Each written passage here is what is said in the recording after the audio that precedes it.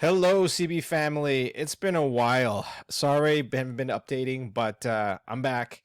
It's been a chaotic August with the market and just some family things I've been dealing with. But thank you for tuning in. So today we're going to talk about some groundbreaking news that's happening on the Coinbase side, why you should be paying attention to what's happening with ETH, and also what coins to kind of take a look at in this crazy market.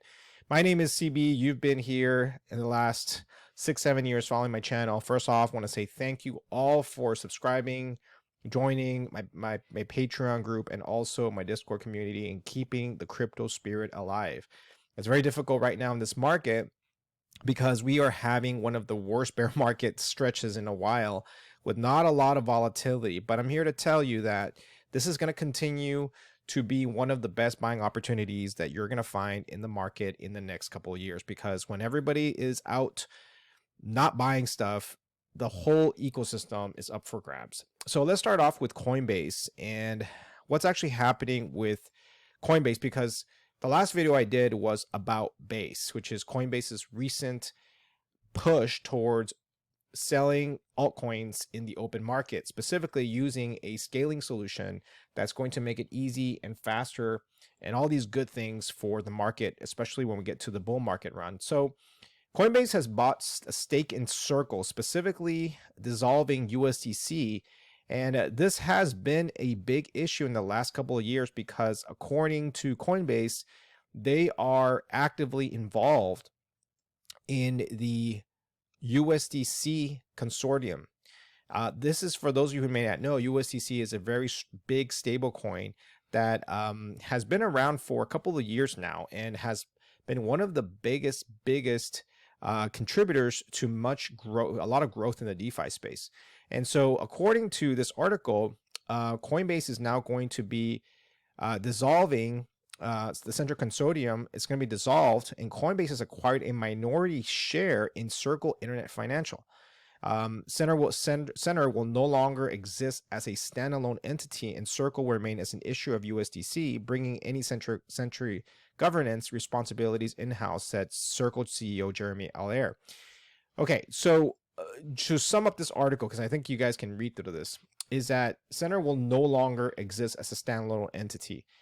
Because of this, it's going to become a little smaller pot from between Coinbase and Circle. Now, Circle is still going to be involved in the operation. Obviously, Coinbase CEO Brian Armstrong is still going to be generating a lot of revenue for the company based off the interest, because the USDC tokens are reserves that are backed by the US dollar. Because of this, they're going to be equally shared between the two firms, but the split is now going to be equal. Now, in the past, it wasn't like this. There was another third party in there that was taking a cut.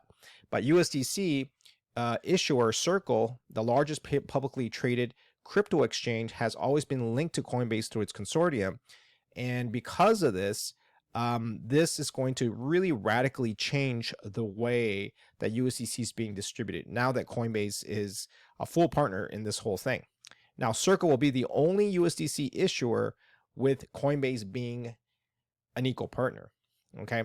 Now, because in addition to this is where it gets super interesting. The blog post has also stated that USDC will launch on 6 new blockchains through the end of October, without naming which networks are going to be in. But that means that USDC will be available on 15 different networks, which means the most likely outcome is that USDC is going to be readily used across the entire DeFi space. Now, USDC is the second largest stablecoin by market cap, $26 billion, behind $83 billion Tether. Now, generally what ends up happening is this is going to really shape the way that the entire DeFi market's going to play, because Tether has officially been the stablecoin of choice, right? But the only problem with Tether is that it's a little murky in terms of how much reserves they do have, and it's been under scrutiny for the last couple of years. In addition to that, Circle has dollar reserves that pretty much has been audited. So when we're talking about stablecoins, this is going to really put Coinbase back on the map as far as a good competition to Tether. Now, Coinbase has reported in the last Q2 earnings over $700 million in revenue. In the run-up to that into the run up to those earnings, it's the analyst has shifted away that money gets transferred since its IPO. During a bear market like right now, there tends to be very little trading activity on the crypto exchanges, but the company starts to see revenue increase from the interest from USDC. So that just kind of starts to balance out some of the issues with Coinbase, saying that it is not going to make it and people are going to say it's going to go bankrupt and belly up and whatnot. Okay, so what's my take on this? Okay, so it's really simple. Coinbase is going to be a primary issuer of, with obviously Circle, of USDC. Coinbase is going to take a good chunk of the interest revenue, where the USDC is backed by dollar reserves, which are earning a really juicy interest from the federal government, north of 5% at the moment. That's going to bulk up all the revenues for Coinbase, in addition to the fact that they're going to be launching it on 15 blockchain networks, which we don't know what they are at the moment, but I'm assuming they're going to be some of the bigger ones, which eventually is going to spur up some activity in the space. It's really clear cut what Coinbase is doing. They are clearly going to be the center of DeFi space for many of the more regulated blockchains. Now, on the other end, you see Tether, which has historically been the de facto market for stablecoins. But what you also start to see is an interest and a competition from another stablecoin issuer like USDC. Now, am I bullish on Coinbase? Absolutely. I think Coinbase is moving in the right direction.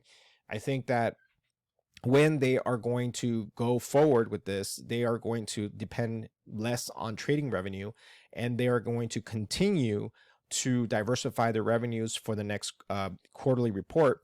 In addition to that, the company's moving away from retail trading activity as their primary source of revenue, and most likely will continue to garner these extra sources of diversified revenue. Now, when the bull market comes, they're also well positioned to try to take advantage of the fact that they're going to be one of the biggest holders of this USDC stablecoin.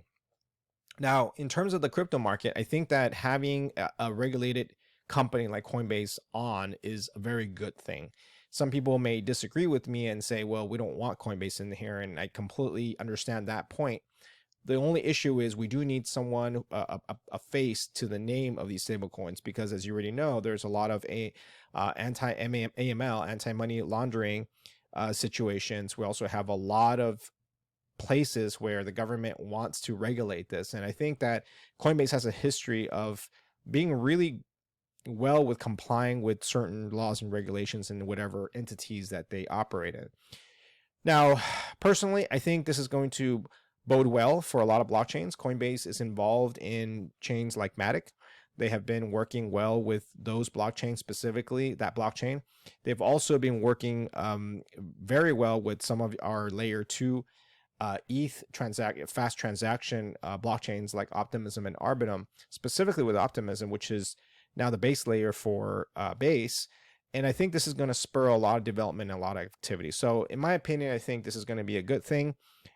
You guys really want to pay close attention to what's happening with Coinbase, because it's going to be a game changer, I think, in the next bull market, which is just right around the corner. All right. If you enjoyed this video, like and subscribe, and I'll see you.